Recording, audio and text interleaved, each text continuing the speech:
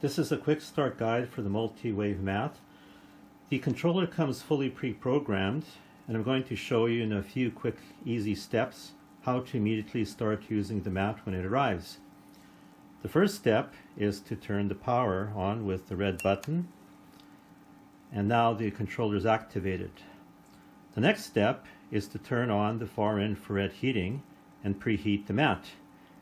Press the heat on button, and you'll see in the top part of the screen that the little star appears, and that's showing that the mat will be heating up. So at this point, cover up the mat with a blanket and wait for about 20 to 30 minutes. And the mat, once it's heated up, then you can use it. So, assuming the mat is heated up right now, the next step is that you're ready to lay down on the mat. So you can turn on the photon lights with by pressing the photon button.